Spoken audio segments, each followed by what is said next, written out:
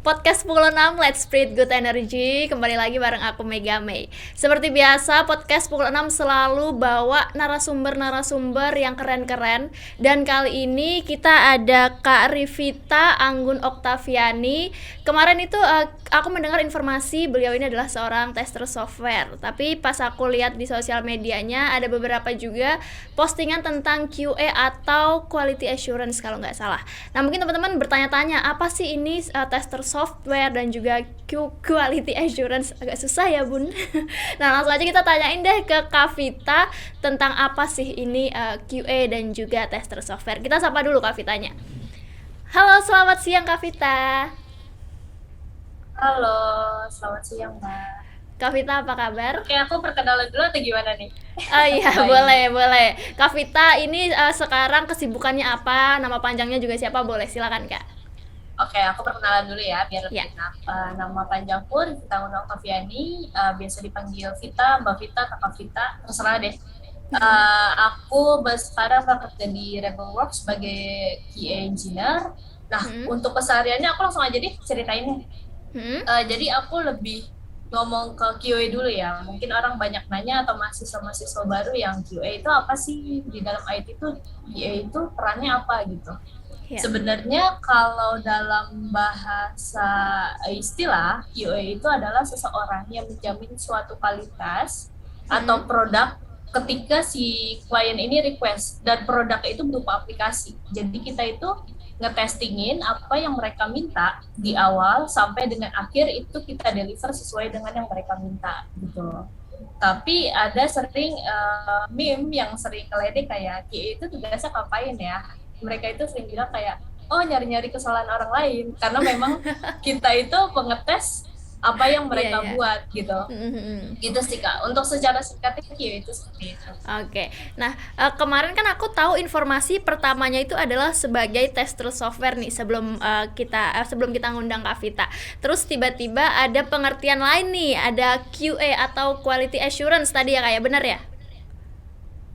Iya, Nah, betul. sebenarnya dua hal itu tuh adalah dua hal yang sama.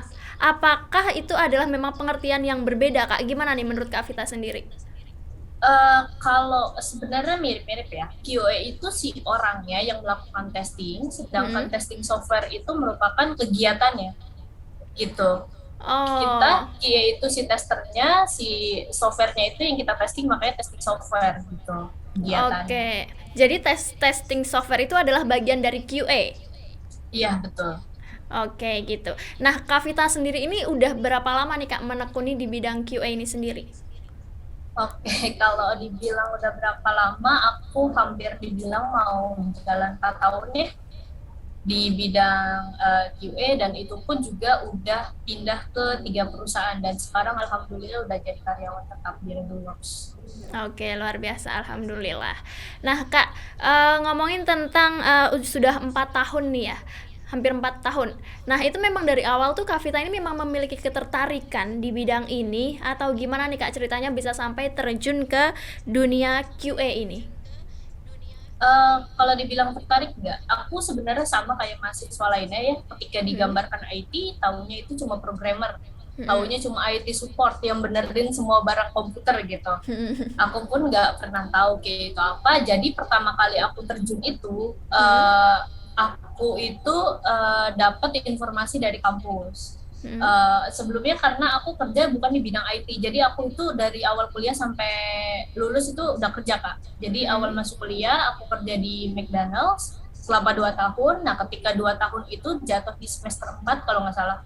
Nah aku udah mulai kayak ini semester 4 itu udah menuju ke juruan, aku tuh mau kemana gitu. Hmm. Sedangkan kalau aku di McDonald's terus, aku nggak akan ada kemajuan dan nggak bisa improve ilmu yang aku punya. Nah, Ya. kebetulan di kampus itu ada program magang, dan kebetulan aku salah satu kandidat yang dipilih sama rektor sama kaprodi gitu. Hmm. Rita, ini ada penawaran. Dia bilang pertama kali adalah bukan QA tapi bilang IT support. Di situ Hmm. saya mikir kayak ya udah mungkin saya diajarin untuk benerin CPU atau apa gitu karena masih newbie dan gak ngerti gitu. Iya.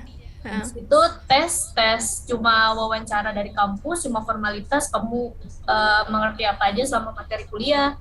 Terus Hmm. akhirnya aku lolos. akhirnya setelah lolos ada lagi tes dari si perusahaan tersebut. Nah, di perusahaan tersebut itu menjelaskan bahwa di sini kamu akan menjadi QA. Sedangkan di situ aku yang ilmunya baru nol sama sekali, belum tahu QA itu apa, kayak QA itu apa ya? Ya udah deh jalanin dulu gitu. Nah, ternyata di perusahaan tersebut menyediakan onboarding. Untungnya ya. Jadi pas saya dites, saya itu cuma dites untuk bagaimana cara menginstal aplikasi, terus bagaimana cara setup suatu service, dan servisnya itu banyak itu loh Mbak, karena dia berbentuk telekomunikasi internasional. Nah, saya itu diajarin kayak gitu, terus diajarin buat tes case, kayak ada soal lembaran itu tes case, dan mereka itu kalau tes biasanya kan kita nggak diajarin ya. Nah ini ketika saya pertama kali tes itu diajarin dulu. Ini tes case, kamu pernah tahu tes case gak? Terus dijelasin dulu, terus habis itu setelah udah dijelasin, saya dikasih studi kasus. Setelah 3 kali tes, itu saya lulus. Nah, pas lulus, itu baru mulai dijelasin, kamu itu di sini job desk sebagai QA ini, tapi di sini kamu sebagai asisten dulu ya, jadi ngebantu kita, kamu jadi belum boleh terjun secara langsung. Nah, di situ saya pertama kali dibilang lebih kayak mungkin karena magang kali ya, dikasih tes skenario yang jumlahnya tuh sampai ratusan, dan saya suruh belajar sendiri gitu. Oh ternyata jadi QA kayak gini ya. Oh sebenarnya lebih banyak lebih ke learning sendiri sih Kak. Oh QA tuh ke testing aplikasi, oh testing kayak gini, cuma sambil di boarding sama si perusahaan tersebut. Akhirnya kayak oh ternyata nggak cuma programming doang ya, QA itu lebih banyak ke analisis. Ini masuk banget nih buat saya gitu. Lama-lama sama 1 tahun akhirnya jadi passion gitu. Jadi sampai sekarang keterusan. Gitu. Jadi berawal dari dipilih menjadi kandidat magang, terus tahu dunia QA, akhirnya menjadi passion sekarang malah ya. Nah, balik ke kakak udah pindah-pindah ke 3 perusahaan nih akhirnya. Nah, itu di 3 perusahaan itu apakah semuanya berada di posisi QA tadi Kak? Iya benar. Cuma mungkin lebih dibilang job kayak apa sih, jabatan ya, bahasa kasarnya ya. Kalau yang di pertama itu, di setahun pertama itu saya sebagai QA asisten, yang kedua itu udah masuk QA engineer, yang sekarang juga ada QA engineer. Cuma kan kalau di IT itu ada level-levelnya kan, kayak misalkan dari junior, intermediate sampai senior gitu. Jadi yang awal masih belajar junior, yang apa tuh yang setelah itu juga masih junior, sekarang udah mulai intermediate gitu, karena lihat pengalaman per tahunnya juga gitu. Nah tadi kakak sempat bilang kalau QA itu mencari-cari kesalahan ibaratnya ya, mencari-cari kesalahan yang diminta oleh klien gitu, aplikasi yang diminta oleh klien. Nah biasanya apa sih Kak yang dibutuhkan oleh klien dari seorang QA itu? Apakah memang kalau misalkan beda aplikasi, beda caranya atau gimana nih Kak? Jadi gini Kak, aku lebih ngomongin ke klien-klien itu orang yang request sebuah aplikasi. Dan setiap aplikasi itu kan memiliki proses bisnis yang beda-beda dong kebutuhannya, nggak mungkin disamaratakan. Nah, setiap mereka request, kita anggap itu masukan bagi kita, dan kita sebagai QA harus nyerap rekrutmen yang mereka minta. Nah, jadi tuh QA itu lebih ke proses awal sampai akhir Kak, dia ngikut. Nah, dari awal kan kita udah tahu nih apa yang mereka minta, apa yang mereka request sebagai rekrutmennya. Nah, kita ikutin prosesnya di masa development. Jadi si programmer kan tugasnya ngebuat aplikasi kan. Nah, tugas kita adalah setelah mereka buat aplikasi, kita tuh testing. Sebenarnya apa yang mereka buat tim development sesuai gak sih dengan kebutuhan bisnis yang mereka minta gitu. Nah, setelah itu kalau kita bilang bisa kayak misalkan gak sesuai nih, biasanya kita suka bilang itu ada bug, ada temuan lah, ada cacat gitu. Nah, itu biasanya tugas kita untuk ngecek secara lanjut kenapa nih gitu masalahnya gitu. Nah, setelah misalkan udah benar-benar les, karena sesungguhnya sistem itu nggak mungkin nggak ada bug ya, atau zero bug ya, pasti ada les lah. Nah, itu baru kita berusaha untuk deliver ke klien kita outnya. Jadi dari in sampai proses sampai out itu kita ikut campur dalam hal itu. Itu sih Kak. Oh jadi memang misalkan seorang klien yang nggak bisa bikin aplikasi itu pun bisa ya kayak melalui QA. Jadi nggak harus klien itu punya aplikasi dulu baru minta QA buat ngetes nih, kayak gitu nggak harus. Jadi meskipun nggak punya aplikasi bisa minta tolong dibuatin juga kayak gitu. Bukan ke aplikasinya sih Kak. Kalau aplikasi itu emang harus sudah ada. Hmm. Cuma kan apa ya? Aku jelasinnya rada bingung. Jadi pokoknya intinya setiap aplikasi kan kita berdasarkan produk kan.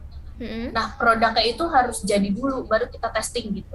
Nah, kan Oke. setiap perusahaan beda-beda dong. Ada yang Hmm. memang kayak saya sekarang software apa tuh software house yang si kliennya harus request dulu. Saya Hmm. ikut sampai selesai. Ada juga memang kayak yang e-commerce lainnya yang produknya udah ada dan saya harus testing terus gitu. Memang Oke. beda-beda sih.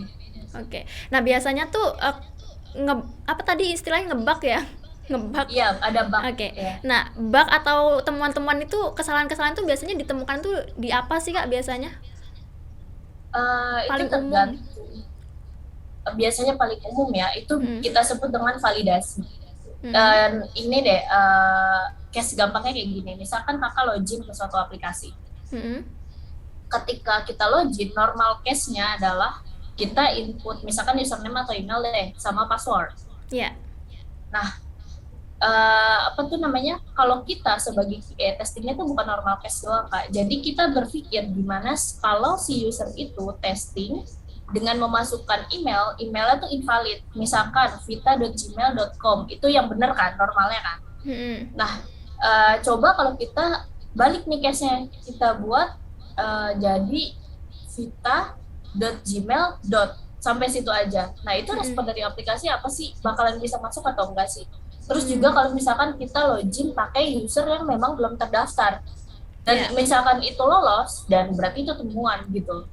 Jadi kita Oke. ibaratnya kebalikan dari rekrutmen, ya biasanya yang temuan-temuan itu lebih banyak divalidasi sih biasanya gitu. Oke. Jadi kalau misalkan kita pakai username yang salah pun lolos, berarti itu adalah temuan tadi, Iya yang betul. kesalahan itu. Iya. Nah, kalau misalkan gini nih Kak kasusnya, sebuah aplikasi kayak tadi, aplikasi udah diluncurkan dan orang udah mulai login, udah pakai gitu kan. Tapi kita di tengah-tengah tadi mungkin kayak ada kesalahan tadi yang tetap bisa lolos. Nah, kalau kayak gitu tuh sebenarnya peran QA tuh masih diperlukan nggak sih kalau misalkan aplikasi tuh sudah di launch? Oke, aku boleh jawab ya.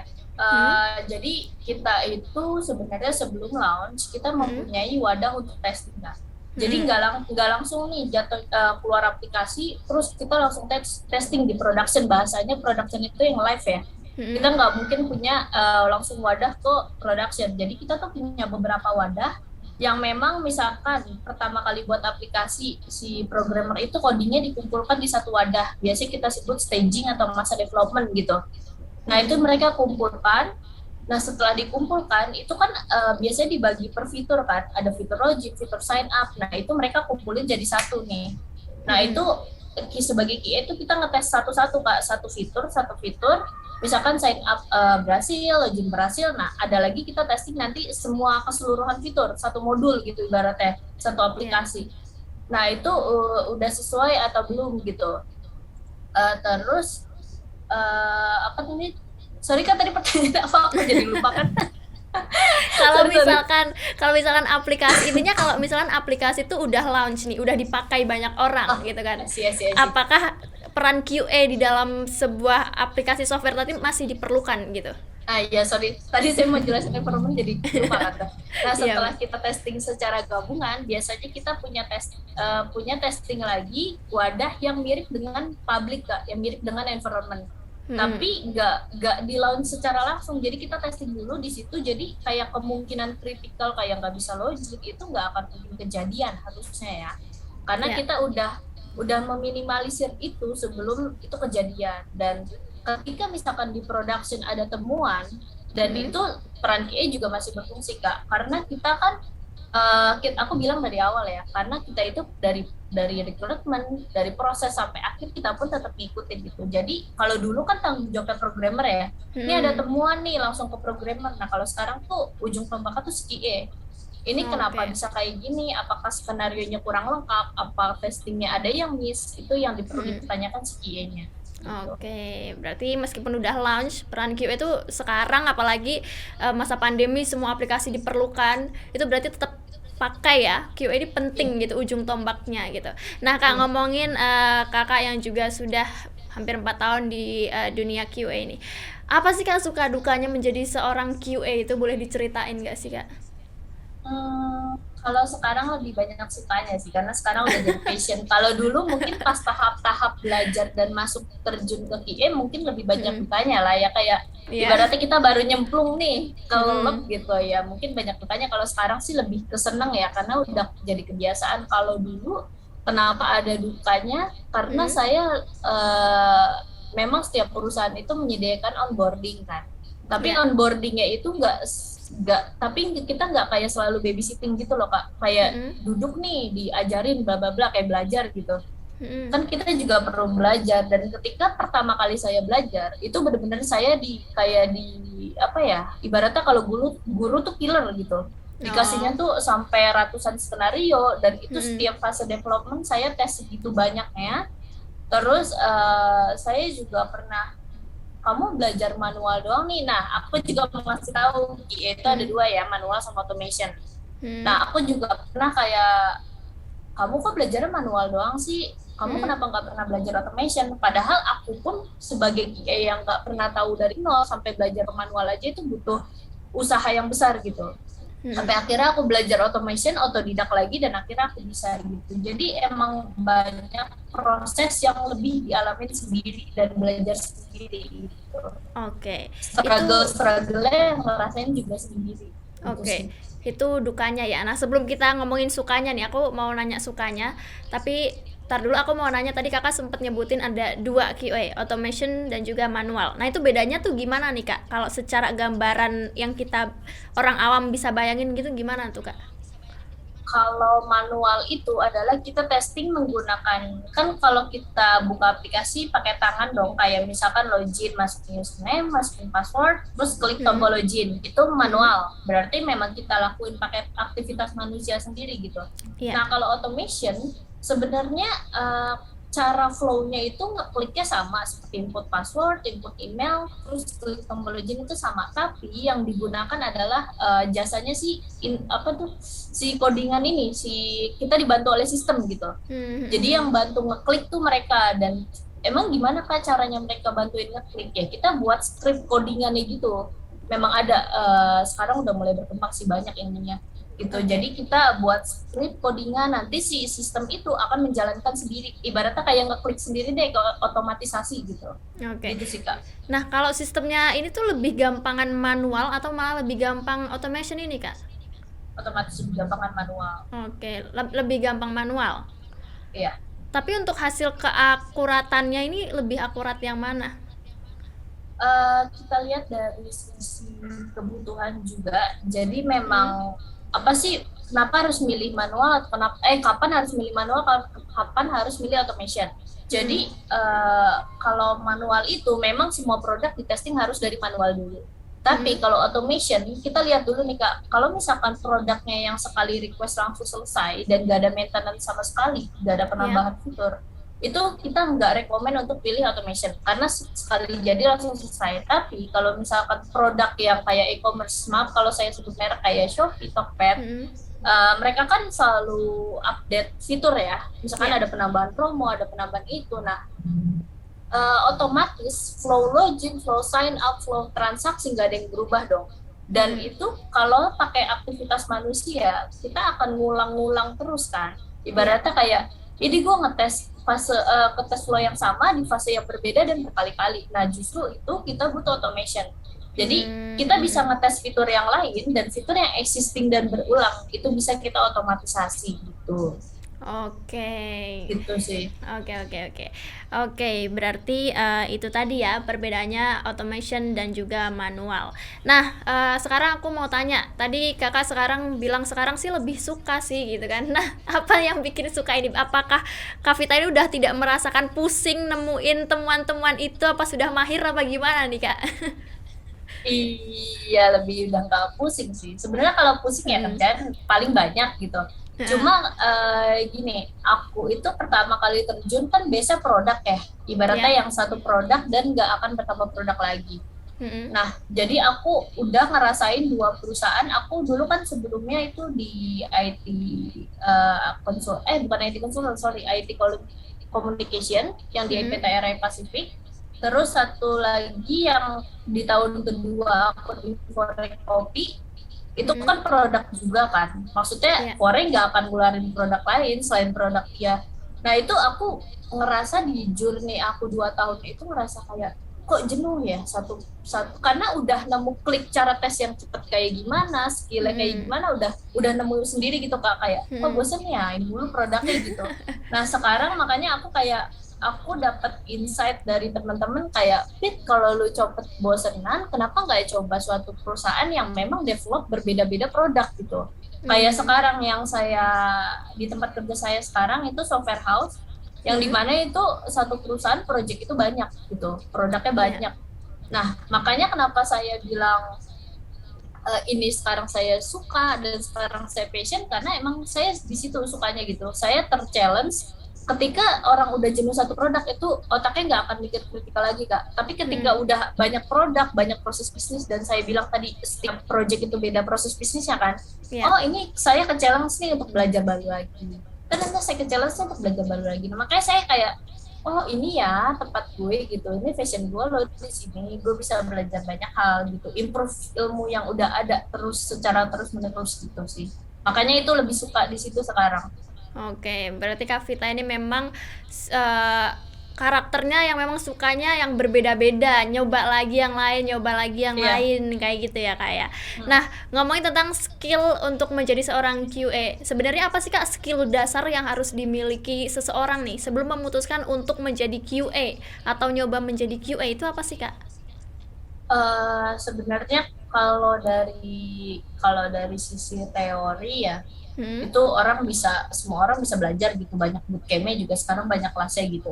Ya. Tapi kalau untuk dari soft skill kayak apa aja sih yang dimiliki seorang QA gitu, yang Hmm. pertama adalah kayak dia tuh analisisnya harus kuat kak. Ya. Jadi kalau programmer itu lebih ke logika, Hmm. kalau QA itu lebih ke analisis. Hmm. Karena kita itu jembatan antara kayak hubungan saya itu ke PM itu dekat, hubungan Hmm. saya ke apa tuh tim IT kayak developer itu dekat.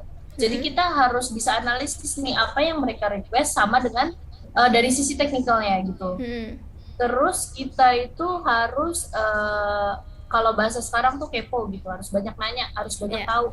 Jangan pernah berhenti kayak, ih udah stop sampai sini puas gitu.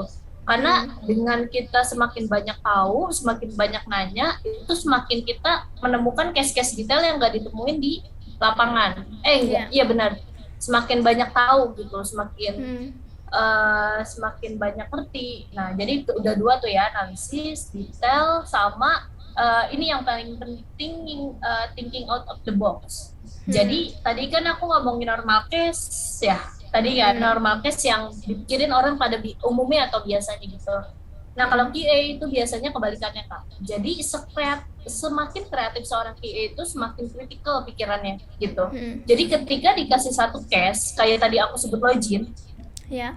kalau kita mikir berhasil login selesai. Tapi kalau Hmm. PA itu nggak gitu. Kita harus sebenarnya dari satu case itu banyak yang harus kita pikirin, kayak invalid email, Hmm. invalid password format. Itu kan kayak format harus ada uppercase, lowercase, harus ada numerik kayak gitu Hmm. campurannya. Itu harus kita tes. Terus kalau misalkan udah terdaftar, belum terdaftar itu seperti apa responsnya. Terus kalau misalkan ada hal lain kayak masukin simbol atau apa, itu kita juga perlu tes. Jadi banyak pikiran yang kayak orang tuh kalau misalkan orang normal bilang ya kayak lu ngapain sih mikirin kayak gitu karena nggak akan kejadian gitu. Sebenarnya kalau Hmm. di lapangan orang itu banyak yang ngelakuin kayak gitu kak. Ibaratnya kayak iseng-iseng gitu. Ya. Input ini, apalagi kayak security kan, kayak hacker Ya. lah ibaratnya sering Hmm. masukin injek-injek kayak gitu. Nah itu kita Hmm. butuh si tim development tuh butuh kita karena untuk ngetes hal-hal kayak gitu. Nah Oke. itu tiga itu penting. Yang satu lagi adalah yang nggak kalah penting adalah komunikasi. Karena Ya. saya bilang kita itu di antara tim produk dengan tim development. Kalau komunikasinya lancar, ya Hmm. udah produknya sampai akhir juga akan lancar gitu sih. Oke. Oke. Eh, Tadi aku sempat kepikiran nih Kak, kalau misalkan orang pakai aplikasi, Terus misalkan aplikasinya bekerjanya buruk, terus orang menilai aplikasi itu dengan rating rendah nih ceritanya, kayak misalkan di Play Store atau App Store. Nah, itu juga menjadi tanggung jawab QA bukan sih Kak, kalau misalkan sebuah aplikasi ratingnya turun, perlu dianalisis lagi nggak sih kalau kayak gitu?